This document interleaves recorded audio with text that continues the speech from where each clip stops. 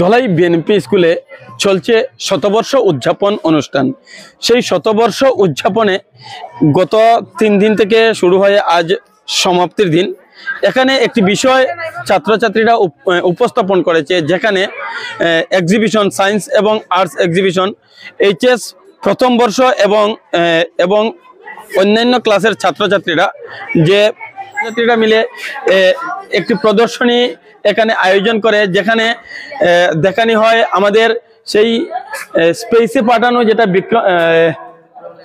Vikram lander থেকে শুরু করে এখানে বিভিন্ন ধরনের তারা একটা বিষয় উল্লেখযোগ্য, যেটা হচ্ছে যে সমস্ত বস্তু ইউজের মধ্যে নয়, আনইউজ বস্তুগুলো ব্যবহার করে তারা কিন্তু অত্যন্ত সুন্দরভাবে বিভিন্ন ধরনের সায়েন্সের বিভিন্ন বিষয় তারা ফুটিয়ে তুলেছে।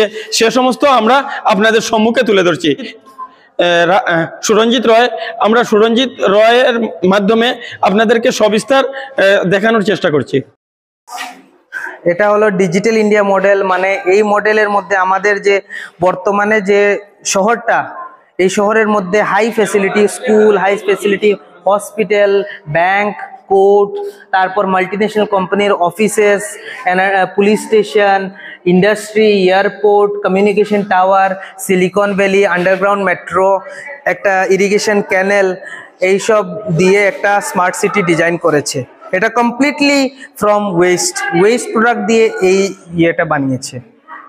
Thank you. হলো আমাদের উইন্ড এনার্জি ইউজেস। আমরা সবাই যে এখন বর্তমানে যে আমি এটা একটা ডেমো দেখিয়ে দিচ্ছি। এটা এটা চলে না কেন? আচ্ছা, এটা হলো উইন্ড এনার্জি জেনারেশন। আমরা সবাই এখন যেসব ফুয়েলস ইউজ করি সেটা হলো ফসিল ফুয়েলসটা আজ থেকে 50-60 বছর পর সেটা আস্তে আস্তে সব শেষ হয়ে যাবে। এর জন্য ওরা renewable source of energy, alternative source of এনার্জিটাকে সন্ধান করতে যাচ্ছে। সেই অল্টারনেটিভ সোর্স অফ এনার্জির মধ্যে হলো একটা উইন্ড এনার্জি, একটা প্রধান, যেটা বাতাসের যে কাইনেটিক এনার্জি সেটাকে কনভার্ট করে ইলেকট্রিক্যাল এনার্জিতে কনভার্ট করছে, তাকি লাইট, ফ্যান এটসেট্রা আমাদের বৈদ্যুতিক উপকরণগুলো ডে টু ডে লাইফের সবকিছু এই উইন্ড এনার্জি দিয়ে চালানোর জন্য।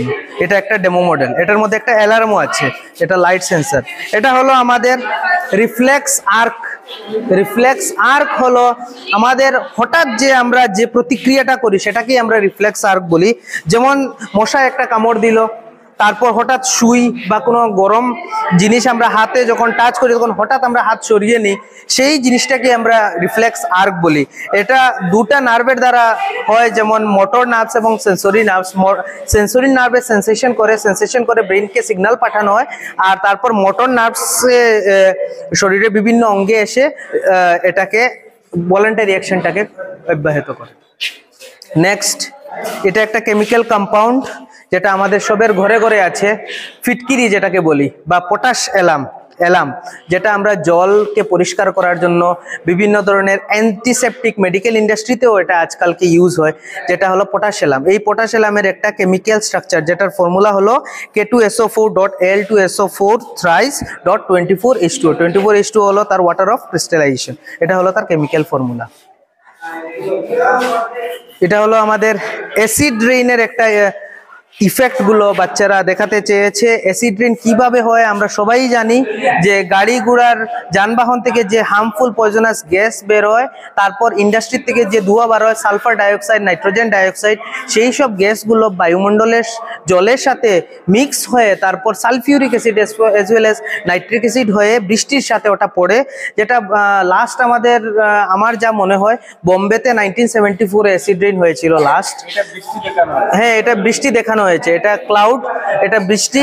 আর এই ধোঁয়া sulphur dioxide, nitrogen dioxide gas এই বৃষ্টির সাথে মিলে H2SO4 এবং HNO3 এইসব অ্যাসিডগুলো ডাইলিউট ফর্মে পৃথিবীর মধ্যে পড়ে, গাছের পাতাগুলো সব মরে যায়, বিভিন্ন ধরনের পশু পাখি ওরাও অনেক বেশি নিহত হয়।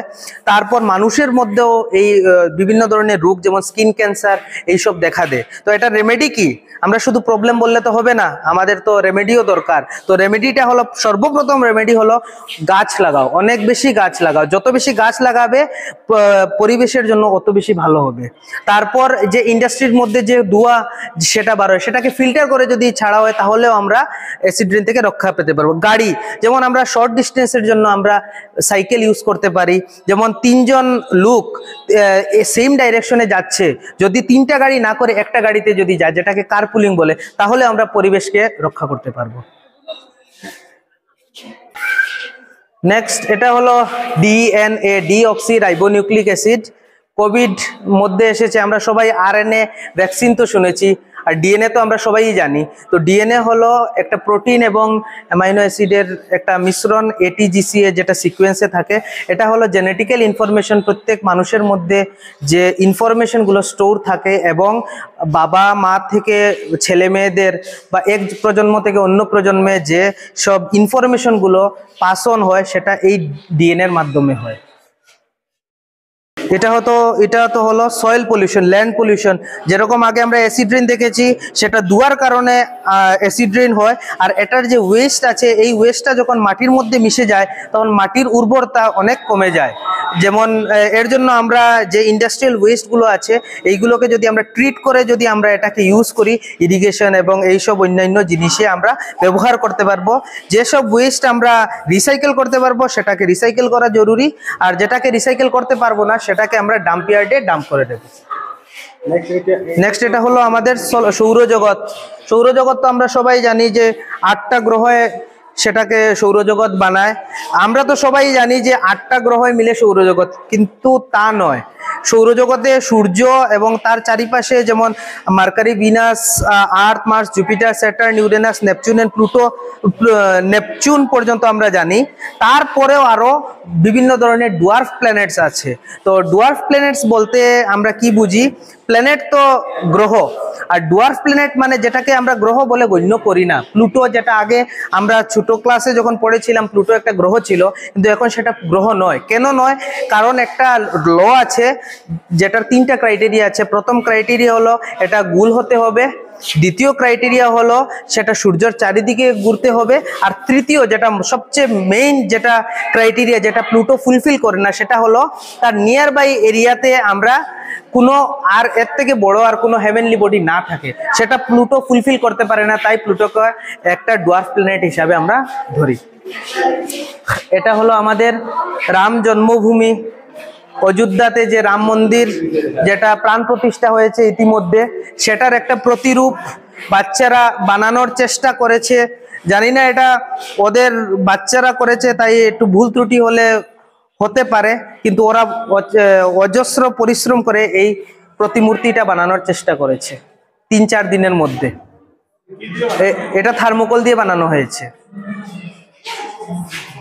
আর এখানে বিভিন্ন ধরনের যতগুলো উপকরণ আছে, ম্যাক্সিমাম সেটা হলো ওয়েস্ট থেকে বাচ্চারা এটা বানানো। যেসব ডিজাইনগুলো দেখেছেন, এই সবগুলো ওয়েস্ট থেকে ওরা ইউজ করে অনেক কম খরচয় এবং ওয়েস্টকে ম্যানেজ করে এইসব ডিজাইনিং করেছে। এটা হলো রোলার কোস্টার। রোলার কোস্টার তো আমরা পার্ক, অ্যামিউজমেন্ট পার্ক, এইসব জায়গাতে আমরা দেখি। সেটার মধ্যে এখান থেকে যেমন একটা স্লাইড নিচে এলো, তারপর round and round amusement park এটসেট্রাতে দেখি। এটা তো শুধু আমরা এন্টারটেনমেন্টের জন্য দেখি, কিন্তু এটার মধ্যেও ফিজিক্সের অনেক ল কাজ করে। যেমন সবচেয়ে বেসিক জিনিস সেটা হলো আমরা এনার্জি কনজারভেশন। এনার্জি কনজারভেশন হলো কাইনেটিক এনার্জি, পটেনশিয়াল এনার্জি। যখন উঁচু থেকে কোনো একটা জিনিস নামে, আমরা মাধ্যাকর্ষণ শক্তি তো টানে বটেই, তবে পটেনশিয়াল এনার্জি যত হাইট ডিক্রিজ হবে, পটেনশিয়াল এনার্জিও অত কমবে, কারণ potential energy equal to mgh। তারপর এটাকে কনভার্ট করে দেয় কাইনেটিক এনার্জিতে। আর এটা টার্নগুলো, বিভিন্ন ধরনের টার্ন দেওয়া হয়েছে তাকি এই এনার্জিগুলো স্পিডটাকে মেনটেন করার জন্য। তারপর লাস্টে এসে একটা সার্কুলার লুপ দিয়েছে তাকি এনার্জিটা মিনিমাইজ করে, অ্যাজ ওয়েল এজ যাতে অ্যাক্সিডেন্ট এটসেট্রা কম হয়, এর জন্য এটা একটা সার্কুলার টার্নসগুলো দিয়েছে। তারপর হলো আমাদের বর্তমান জগতে একটা অনেক বড় প্রবলেম, যেটা হলো গ্লোবাল ওয়ার্মিং মানে আমাদের আগে যে পৃথিবীর যে তাপমানটা এভারেজ টেম্পারেচার ছিল সেটা দিন প্রতিদিন বছর পর বছর বেড়েই যাচ্ছে। কেন বেড়ে যাচ্ছে? কারণ এইসব ইন্ডাস্ট্রি, এখন তো ইন্ডাস্ট্রি তো আমরা বন্ধ করতে পারবো না, গাড়িগুলা, যানবাহন, এইসবগুলোর থেকে যে হার্মফুল গ্যাসেস বের হয় সেটার মধ্যে কার্বন ডাইঅক্সাইড, কার্বন মনোক্সাইড থাকে। সেই গ্যাসটা আমাদের অ্যাটমসফিয়ারের মধ্যে একটা লেয়ার বেঁধে দেয়। এই কার্বন ডাইঅক্সাইডটার মেইন ইম্পর্টেন্স সেটাই হলো যে যখন সূর্য থেকে যে হিট আসে সেই হিটটাকে ও ট্র্যাপ করে নেয় কার্বন ডাইঅক্সাইড লেয়ারটা। এর জন্য আমাদের পৃথিবীতে যে হিটটা আসে সেটা আর ঘুরে যেতে পারে না।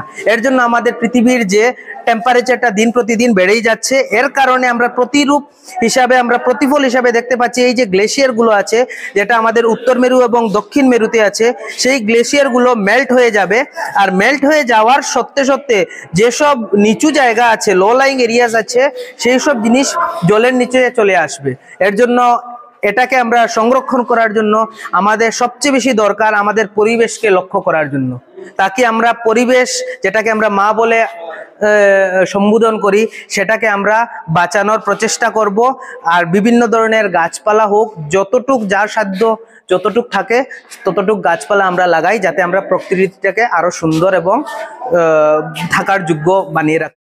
ছোট ছোট বাচ্চারা, ক্লাস 5-6 এর বাচ্চারা, এই স্কুলের এবং অন্যান্য স্কুল থেকে আগত বাচ্চারা কিছু আর্ট অ্যান্ড ক্রাফটস করেছে। চন্দ্রয়ান 3 এটা বানিয়েছে, এই দেখুন, এটা ক্লাস 5 এর বাচ্চা একটা বানিয়েছে, মাত্র ক্লাস 5 এর বাচ্চা। এই বাচ্চার নামগুলো এখানে লেখা আছে। বাগাবাজার ইলিয়াস আলী এলপি স্কুলের ছাত্র হাসান আহমেদ। হ্যাঁ, চন্দ্রয়ান। এটাও সেম বাচ্চা। হ্যাঁ, এটা ইলেকট্রিক্যাল অপারেটেড, এখন কানেকশনটা খুলে নিয়েছি। আর এটা ব্যাটারি অপারেটেড, দুটোটা সেম। তারপর এটা আইডিয়াল ইংলিশ স্কুল এর বাচ্চারা এইসব, যেমন রেইন ওয়াটার হারভেস্টিং, জলটাকে সংরক্ষণ করা, পৃথিবীর different layers. Ideal English school ধলাইতে। তারপর এটা মার্সের ফিউচার কলোনি, এইসব।